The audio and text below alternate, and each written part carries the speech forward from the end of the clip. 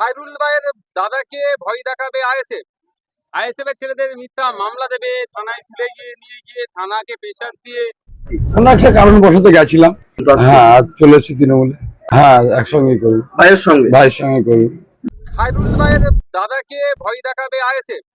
ISF এর ছেলেদের মিথ্যা মামলা দেবে, থানায় তুলে গিয়ে নিয়ে গিয়ে থানাকে প্রেশার দিয়ে সারেন্ডার করার চেষ্টা হচ্ছে, মিথ্যা মামলা দিয়ে আটকানোর চেষ্টা হচ্ছে।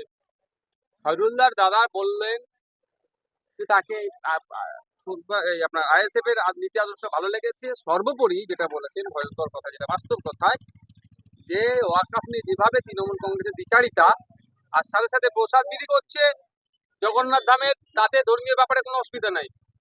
আর ওয়াকফ নিয়ে আন্দোলন করতে গেলে দিল্লি যেতে হবে, এটা তিনি খুব ক্ষিপ্ত, এবং যে অন্যায় হচ্ছে অন্যায়ের অবস্থান ঘটানোর জন্য তারা আইএসএফ এ যোগদান করে। তখন কি প্রলোভন দেখিয়ে নাকি কোথায় পাবো আমরা? আমরা দল চালাবার জন্য যান খারাপ হয়ে যাচ্ছে, আবার প্রলোভন দেখাবো।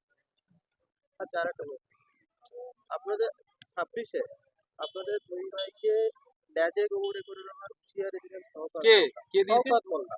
ও নোটোরিয়াস ক্রিমিনাল, চুটে নেতার কথা আমি উত্তর দেবো? ভাবলেন আমার আমার লড়াই মমতা ব্যানার্জির বিরুদ্ধে।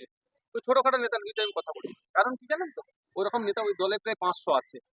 500 জনে যদি একটা একটা করে কথা বলে উত্তর দিতে গেলে তো আমার 500 মিনিট নষ্ট হয়ে যাবে। আমার লড়াই হচ্ছে একটা মাথার সাথে। আপনার ভাইকে এমনকি চ্যানেলকে ধরে আরে ভাই, যখন ছোট ভাই গেলে সামলাতে পারছি না তাদের দলের নেত্রী, আরে বড় ভাই নামলে তো আরো বিপদ হয়ে যাবে।